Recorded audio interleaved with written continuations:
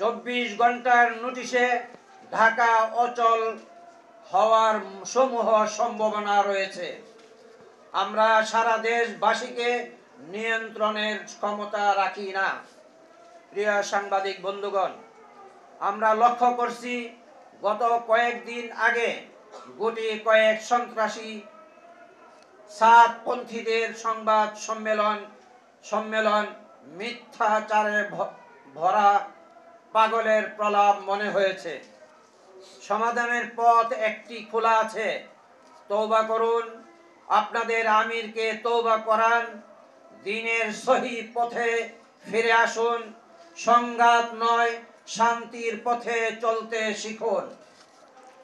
কিন্তু দুঃখজনক হলেও সত্য যে বিগত কয়েক বছর যাবৎ দাওয়াত তাবলীগের তৎকালীন বিশ্ব মার্কাজ দিল্লির নিজামুদ্দিনের জনাব মাওলানা সাদ সাহেব নিজেকে স্বঘোষিত আমির ঘোষণা দিয়ে পরবর্তীতে দাওয়াত তাবলীগের শীর্ষস্থানীয় মুরব্বীগণ, দারুল উলুম দেওবন্দের উলামায়ে কেরাম নিজের উস্তাদগণের এমনকি পিতার উস্তাদগণের বিরুদ্ধাচরণ করে পবিত্র কুরআন ও সুন্নাহর বিরোধী মন গড়া অপব্যাখ্যা দিয়ে নবী রাসূল সাল্লাল্লাহু আলাইহি ওয়াসাল্লাম ও সাহাবায়ে কেরামগণের শানে মিথ্যা বেয়াদবিমূলক বয়ান ও বক্তব্য প্রদান করেই যাচ্ছেন।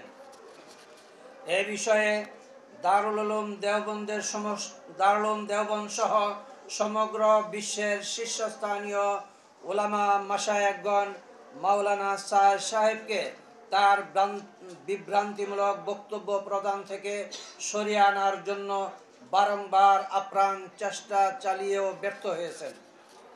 তিনি দারুল উলুম দেওবন্দের ফতোয়াকে উপেক্ষা করে কোনো ভিনদেশী ষড়যন্ত্রকে বাস্তবায়নের অপচেষ্টা করে যাচ্ছেন। এ পরিস্থিতিতে তাকে বাংলাদেশে আসার সুযোগ দেয়া যেমন বিপজ্জনক, তেমনি তার অন্ধ অনুসারী ও ভক্ত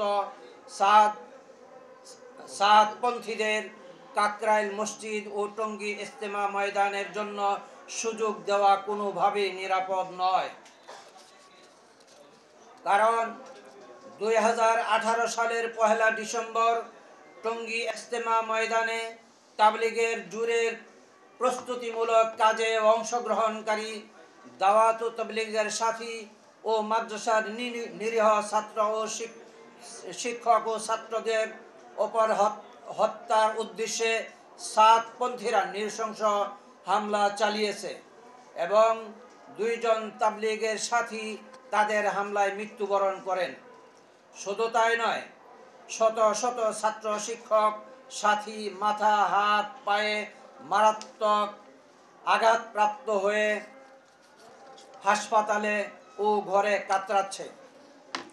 অন্যদিকে সাতপন্থী হামলাকারীরা নিজেদের অপরাধ ঢাকার জন্য আক্রান্তদের বিরুদ্ধে মিথ্যা মামলা করে যাচ্ছে। তারাই আবার নিজেদের স্বরূপ উন্মোচনের ভয়ে গত 6 নভেম্বর 2024 জাতীয় প্রেস ক্লাবে সাংবাদিক সম্মেলনে নির্লজ্জ মিথ্যাচারের মাধ্যমে পূর্বে তাদের কৃত সকল অপকর্মেও দায়ভার উলামাপন্থী সাথীদের উপর চাপানোর অপচেষ্টা চালিয়েছে। প্রিয় সাংবাদিক বন্ধুগণ, দারুল উলুম দেওবন্দের সদরুল মুদাররিসিন হযরত মাওলানা আরশাদ মাদানী দামাত বারাকাতুহুম এবং পাকিস্তানের শাইখুল ইসলাম হযরত মাওলানা তাকি উসমানী সাহেব দামাত বারাকাতুহুমের আজকালের বক্তব্য শুনলেই বোঝা যায় সাতপন্থীদের মিথ্যাচারের পরিধি কত জঘন্য। উক্ত সাংবাদিক সম্মেলনে তাদেরও বক্তব্যে বিচারক মণ্ডলীর সিদ্ধান্তই চূড়ান্ত সিদ্ধান্ত বলে বিবেচিত হবে মর্মে যে বক্তব্য প্রচার করেছে, তাতে যদি তারা অটল থাকে তাহলে উপরোক্ত হযরতগণের আজকালের বক্তব্য ও অবস্থান লক্ষ্য করলেই প্রমাণিত হবে যে সাতপন্থীদের বক্তব্য ও অবস্থান ভ্রান্ত। কারণ উক্ত দুই হযরতই দারুল উলুম দেওবন্দের ফতোয়ার উপর অটল অবিচল রয়েছেন। গত 5ই নভেম্বরের মহাসমাবেশের ঘোষণাপত্রের দাবিও এমনটিই ছিল। অন্যথায় 24 ঘন্টার নোটিশে ঢাকা অচল হওয়ার সমূহ সম্ভাবনা রয়েছে। আমরা সারা দেশবাসীকে নিয়ন্ত্রণের ক্ষমতা রাখি না।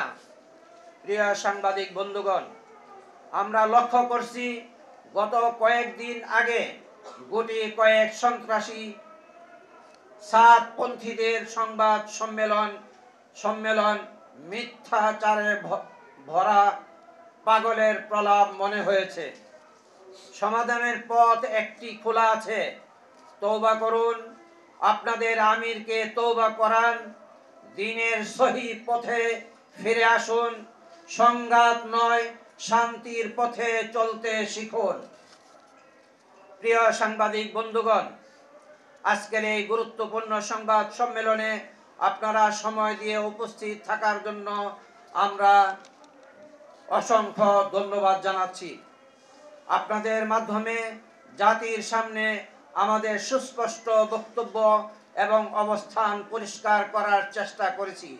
আশা করি আপনারা যথাযথভাবে জাতির সামনে এই মেসেজটি পৌঁছে দেবেন ইনশাআল্লাহ। মোহাম্মদ ফজলুল করিম কাসেমি।